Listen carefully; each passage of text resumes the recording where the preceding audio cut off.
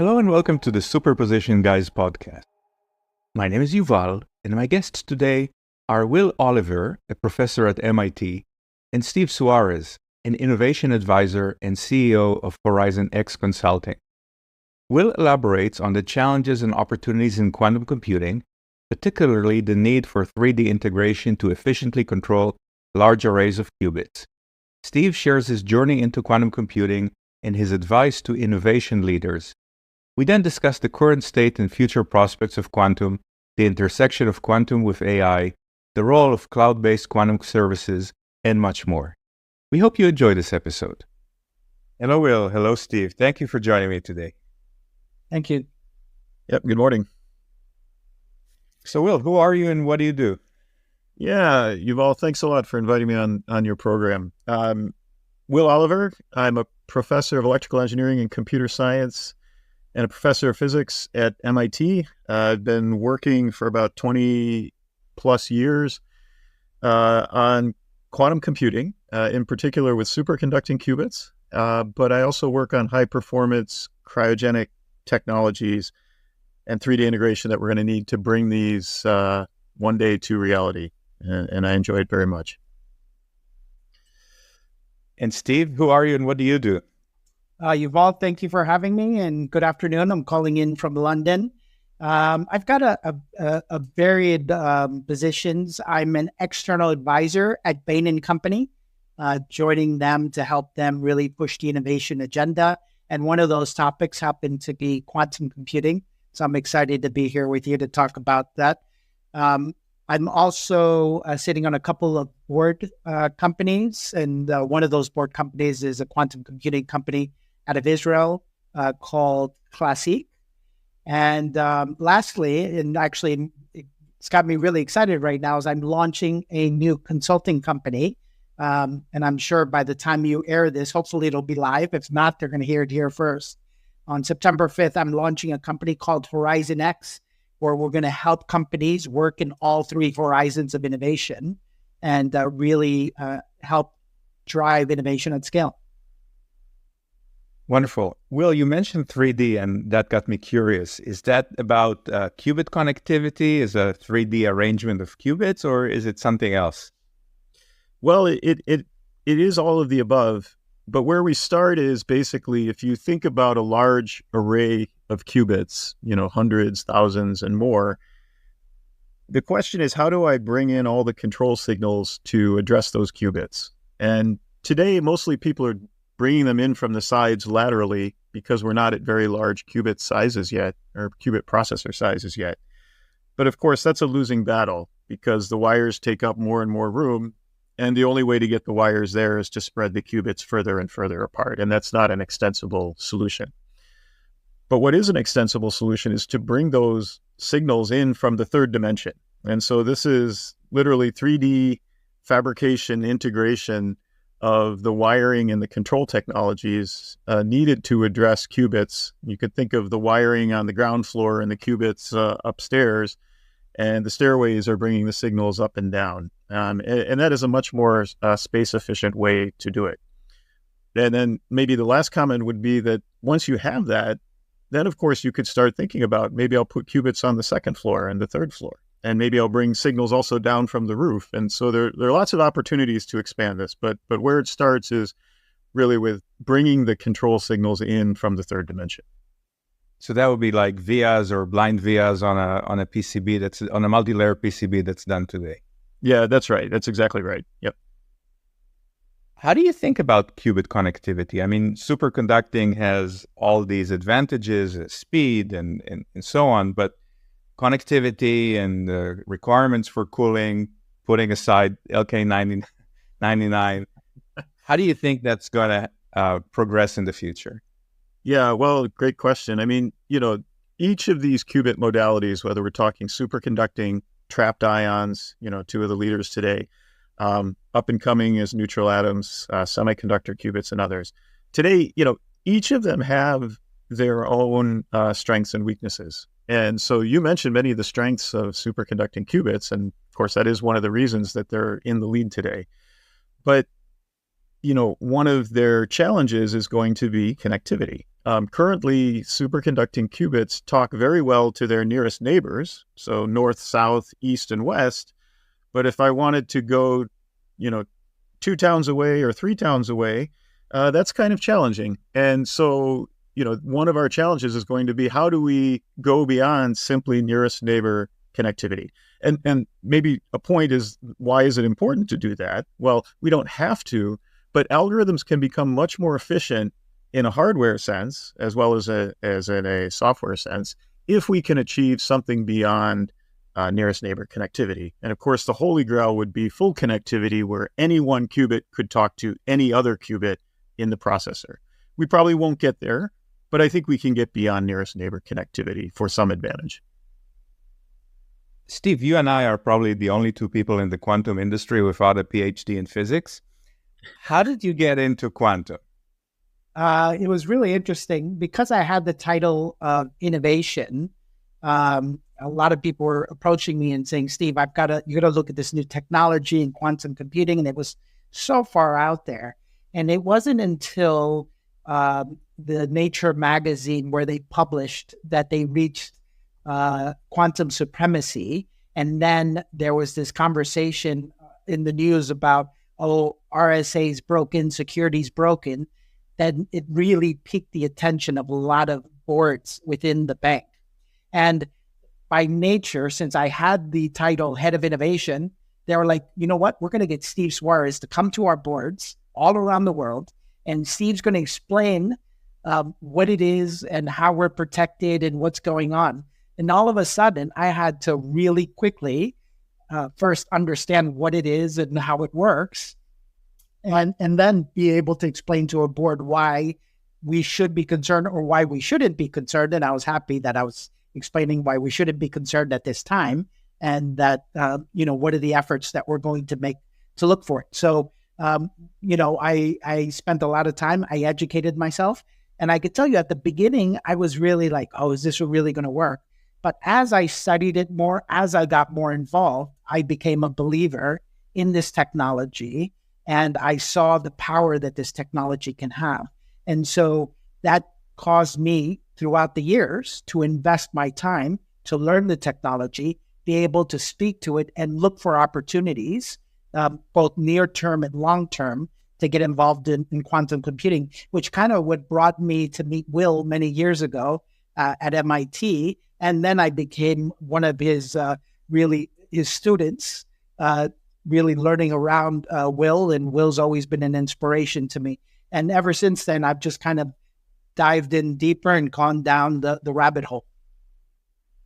You mentioned boards, and I think the shiny new object in boards these days is generative AI and GPT. What do you tell boards when they say, we're going to take away budget from quantum and we're going to move it to this shiny new object? Yeah, unfortunately, it's happening a lot. And I could tell you that in companies that I'm consulting and working with, they're actually redirecting those employees and saying, okay, you're going to spend half your time on quantum and the other half on AI.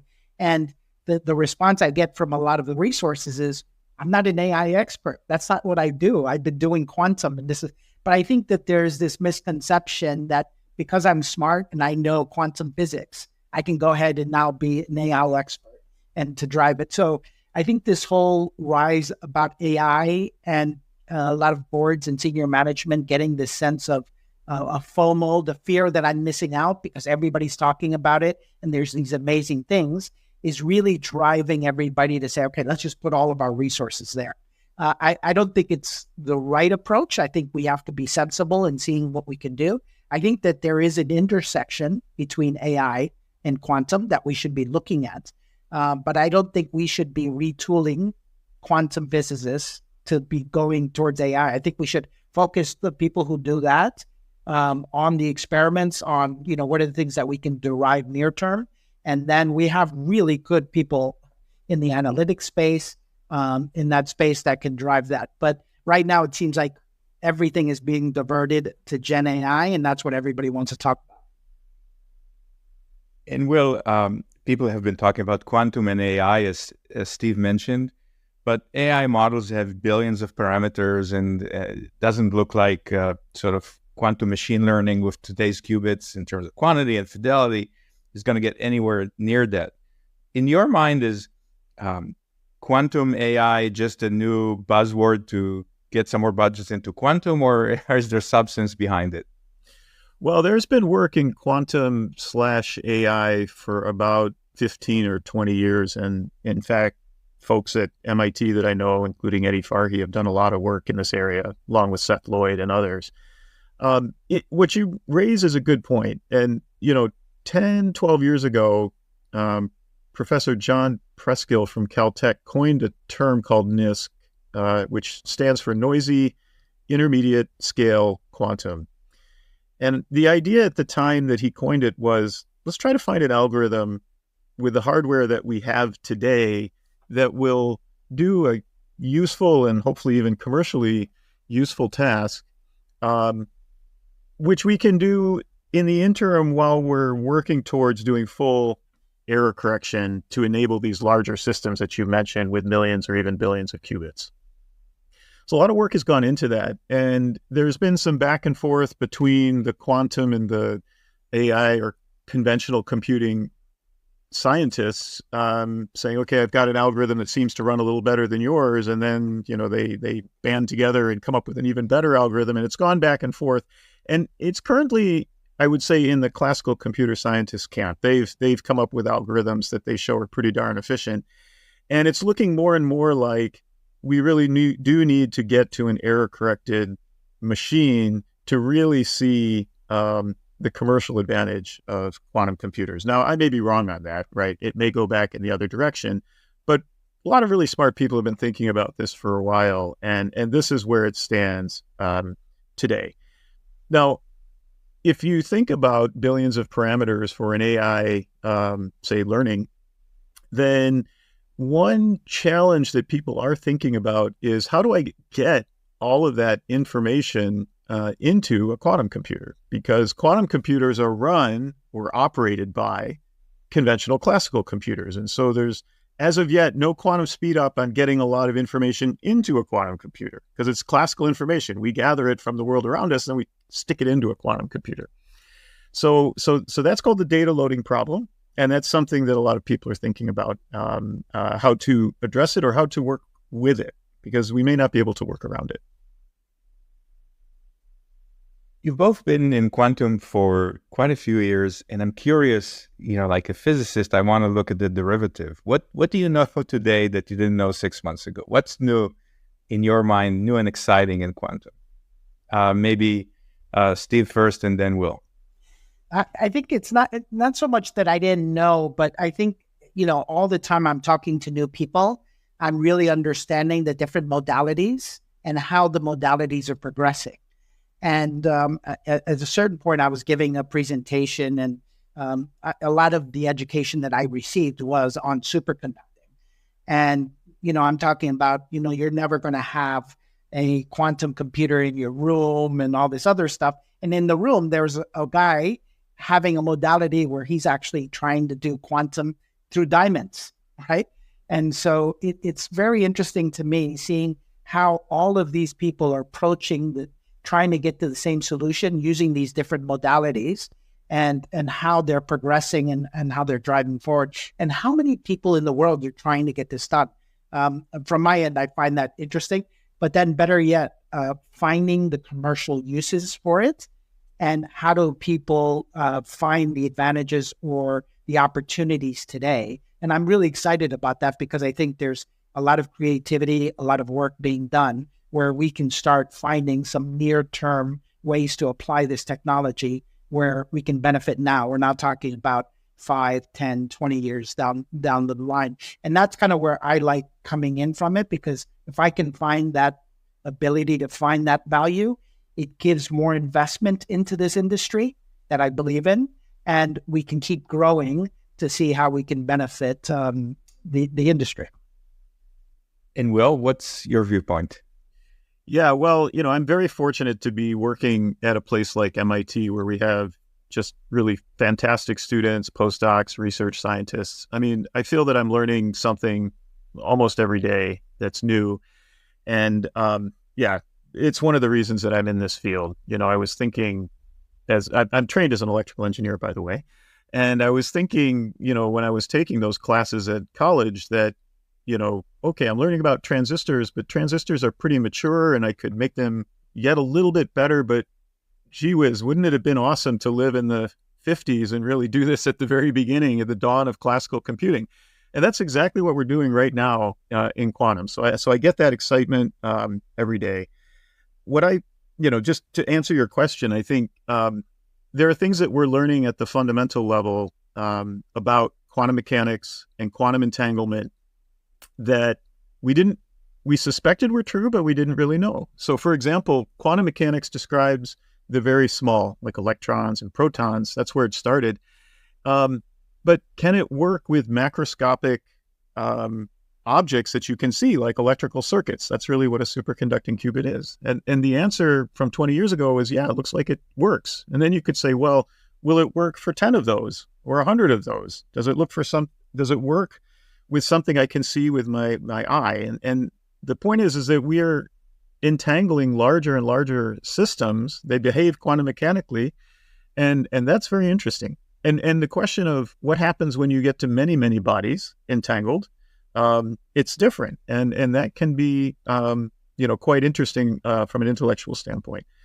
From an engineering standpoint, part of the work that I've been doing and contributing to is really how are we going to think of this as a system, and how are we going to build a larger scale and useful quantum computer? And it really draws from many disciplines, not just physics and not just electrical engineering, but much broader material science, fabrication engineering, et cetera, to really build something of a complexity that may be one of the most complex objects that humankind has ever built. If you think about it from a systems approach, as you were starting to describe, I think many people believe that the quantum processor is not going to be a standalone processor, but it's going to coexist with CPUs and GPUs, and maybe every processor is going to do something else. We're unlikely to run Zoom on a quantum computer anytime soon, I believe. Do you think it's too early to start thinking about that integration in theory and in practice? Do you think HPC managers should say, hey, quantum is coming, what do I do about it? It is early, and, technical development evolves over time. And so to use an analogy, if people in the 50s had said, look, these computers are really wimpy, what we really want to do is run Zoom, whatever Zoom was in the 1950s, why don't we wait until we have that technology and then we'll do it? And if you think that way, of course, you never develop the technology, because it's the journey, not necessarily the endpoint, that is what gets you there. And so with quantum, it'll be the same thing. So my answer is yes, we should absolutely be thinking about this. So the thing to remember is that, engineering is hard. This is hardware. It's going to take time. And so we don't want to overhype this, or we could end up in a quantum winter, whether, a dark, cold winter or even a shallow one. I think we want to manage expectations properly, but at the same time, we don't want to come across as wet blankets and say this is never going to work and it's going to be 20 or 30 years, because I don't believe that that's true either, that we need to be highly engaged. We should work towards the applications that we want and solve the problems. And if we do that, we will get to a quantum future. The other part of your question was about, the necessity of having quantum computers operate in tandem with conventional computers. And that is absolutely true, the way that we understand it today. If for no other reason that quantum computers will need error correction. So quantum computers run on qubits. Those are the logical elements. And they're quantum mechanical, so they're faulty. And even though we're quite proud of ourselves as a community to get them to error rates of 1 part in 1,000 or 1 part in 10,000, a transistor in our computers today has an error rate of 1 part in 10 to the 20. So orders and orders of magnitude. You could ask, what do we need? We need error rates of something like 1 part in a billion to 1 part in a trillion. And so to make up that difference, we will use quantum error correcting codes. Those codes are operated and implemented by conventional classical computers. And so they will always run in tandem. Beyond that, there are ideas where a classical computer would run an algorithm, maybe 80, 90% of it, but then poll the quantum computer periodically for some advantage to get an answer back quickly. And lastly, of course, we sit down, we're not quantum mechanical objects. We sit down at a computer terminal, type in a program. So of course, a classical computer has to be interfaced with a quantum computer in some way. Steve, I wanted to ask you, you're calling from London. I know you're a world traveler. You advise many boards in many countries. And one of the things that many countries are doing is starting up these national quantum programs where they say, we want a computer in country as a way to jumpstart the local quantum ecosystem. Do you think that's the right strategy, or do you think today quantum computers should still remain on the cloud because their useful lifetime is relatively short, they get obsolete fairly quickly, and so on? I mean, I think you said it yourself. I think the CapEx of buying a quantum computing and putting it where it just, that in my mind, doesn't really necessitate that cost and that investment to do it. And as technology gets better, why don't you buy it or use it as a service? And I think that's where using some of these cloud, and today you might be plugging into a 433 qubits. Tomorrow it might be 1,000 qubits, and if you're buying it, you're still stuck with what you bought and the value of that. So I think being smart about it and leveraging it and using some of these different technologies. Also, if you buy a certain type of computer, you're stuck to that modality. And I'm really big on being able to understand all the different modalities and seeing how do you use the strengths of each one of those modalities to help you process what you're trying to process. And there might be better strengths on one for photonics or, trapped ions versus, superconducting. So I definitely wouldn't, again, I'm not trying to rain on any hardware providers that want to sell their machines. But if I'm sitting there starting up, and this is what we do in innovation, is I want to play around and I want to try it out without making those big investments. And I think using cloud and being able to access these technologies through that is a good first step to get engaged. Well, you are a superconducting expert and a quantum expert in general. So other than superconducting, what modality are you excited about?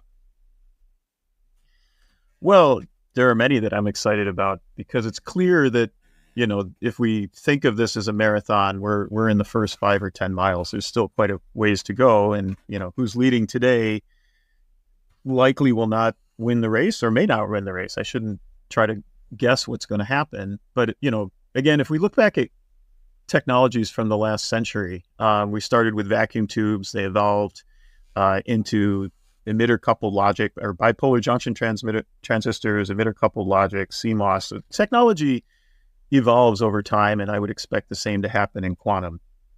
So the two that seem to be leading today are superconducting qubits and trapped ions. They're both quite exciting. Superconducting qubits are electrical circuits controlled by microwaves, and trapped ions, generally speaking, are atoms where they've had the outermost electron ripped off, so they're an ion, and they're trapped using electromagnetic fields on a chip, and then they're controlled generally by lasers. So different technologies, completely different technologies. But both are doing very, very well today, both in the academic as well as the commercial space.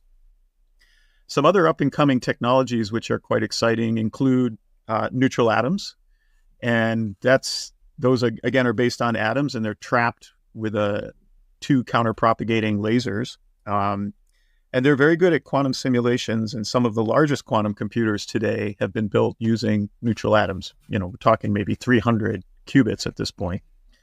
Photonic approaches, so using light photons, the carriers of light, in integrated circuits looks very promising because they can rely and do rely very heavily on the existing fabrication infrastructure we have for CMOS, because those foundries are also making integrated photonics. And so with a little tweaking, you can just update it, and now you've got a photonic chip.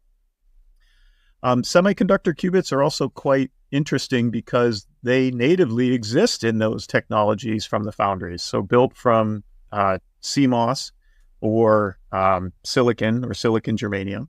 And so they've right out of the box, can leverage the last, 50 years of fabrication technology. So all of these different approaches have pros and cons, which we can go through in more detail if you'd like to. But because they each have problems to address, it's not clear yet who's going to be the first winner. But the two that are in the lead are trapped ions and superconducting qubits. Steve, you've coming off fantastic tenure as head of innovation in a very large financial services company. And I wanted to ask you two questions about that. First is, if you have a friend that's now starting to be head of innovation at a large company, what advice would you give him?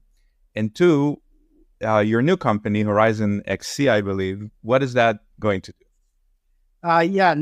Thank you for that. I think if I were to give advice to anyone running innovation at a large multinational organization, number one is make sure you have the right support and engagement from senior management. That's number one at the top of the house. If you don't have that, don't waste your time, because you're not going to be able to do. Everybody loves innovation because they think it's a nice, shiny job. And you wouldn't imagine the amount of times people have told me, Steve, you're the luckiest man on earth. You've got the best job kind of running innovation. And innovation is it's a hard job, but it's very satisfying for people that love to drive through it. And you're going to hear a lot. There's going to be a lot of obstacles, a lot of reasons why you can't do things. So I think number one is make sure you have the engagement and the support from senior management, because it will be difficult. Make sure you have the budget that you're going to need to drive it. So if senior management is saying, yes, we love innovation, we drive innovation, they have to commit to it. And to commit to it, which means we're going to give you the budget and the room you need to be able to innovate, which means you have to be okay with failure. Because if you're not failing, you're not truly innovating. And you have to be able to kind of create that culture to where I'm going to experiment. I'm going to try to do it very fast, cheap, and frictionless. And if you give me that opportunity, I can bring new things and really do innovation and bring new things to life.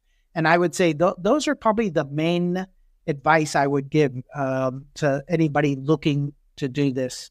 That's kind of your first part of your question. Now, remind me on the second part of your question.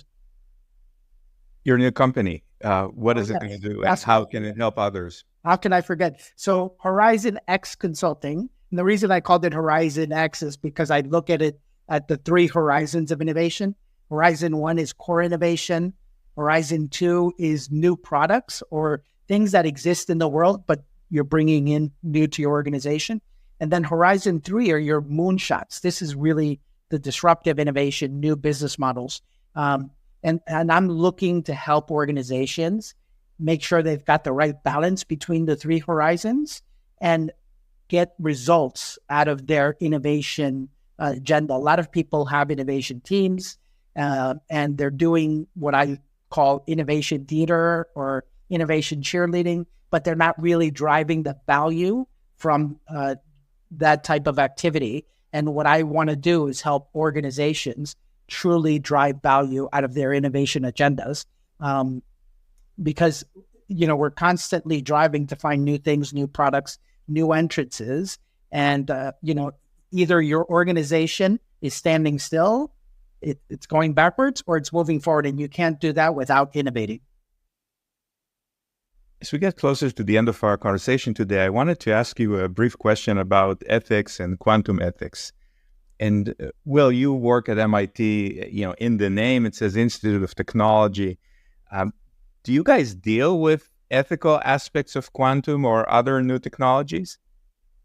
Yeah, absolutely. I mean, we have a school of humanities, and many people therein think very hard about these types of problems, whether, for quantum is the new kid on the block, but for a long time, the ethics of AI, for example, or the ethics going back even further with the recent movie Oppenheimer, right? I think, thinking of the ethics of nuclear power and nuclear weapons and therein. So I think absolutely we are thinking very hard about it at MIT, and I know people around the world also, and not just the the technology ethics, but also maybe related to that is the access to these technologies, the potential for disparity that it may create, economic disparity, and ideas for how we can avoid those negative consequences of technologies as we develop them. And Steve, you talk with a lot of boards, and I'm sure the issue of ethics comes up from time to time. Is quantum ethics any different than AI ethics, or is it really just another one of the same? I think it's another aspect of it. I think ethics should apply to everything from business, technology, processes. So from us, it's nothing new. And I think it's just understanding the technology and making sure that you can use it for a force of good. And I think I could tell you the reason I'm personally really interested in this technology is that I think it could have, if done right, a significant impact on things like climate change. I've got 3 boys. I want them to live in a better world than I've lived. And if I can say, look, I'm getting engaged in something that could have an impact on this world, I think that's kind of what excites me of people like Will allowing me to kind of get into this industry, allowing me to kind of help push quantum forward. To me excites me. And then looking at how we make things more secure. I know Will was talking about NIST with a Q, and looking at what NIST with a T, so the National Institute of Standards and Technology, are doing around creating security, I think is key. And I think that's where quantum comes in. So I'm actually really interested in kind of how quantum, AI, and cyber may come together and have an impact, and be able to get into that early enough where I can add value. The last question I like to ask my guests is a hypothetical about if you could have dinner with one of the quantum greats, dead or alive, who would that be? Now, I know, Will, for you it's a little bit of a tricky question because I think that some of my listeners would like to have dinner with you. But putting that aside, who would you want to have dinner with? Oh boy, that's a really interesting question, and one that I haven't really thought about before. But off the cuff, I think it would be very interesting to me to have dinner with Niels Bohr, and the reason is that he formed many of the foundations for the intuition of how we think about quantum and quantum measurement, and I think it would be very interesting to have dinner and pick his brain and hear his thoughts on the subject. And Steve, how about you? I am going to maybe go boring. I'd go with Albert Einstein. And I think when he talks about quantum, I think he described it as spooky science in the distance, or something like that. And I might not be quoting it perfectly, but the fact that Albert Einstein, this great mind that understood so many things, called it spooky science at a distance. Even for him, he had a hard time conceptualizing or understanding and putting this together. And I'd love to maybe pick his brains to understand why did he think it was spooky science, or, I don't know, that would be great. I think I'd probably just enjoy listening to whatever Albert Einstein said. I don't think I'd understand it, but just to be in his presence, that would be pretty cool on my side. I think so too. Steve, Will, thank you so much for joining me today. Yeah, thank you. Thank you.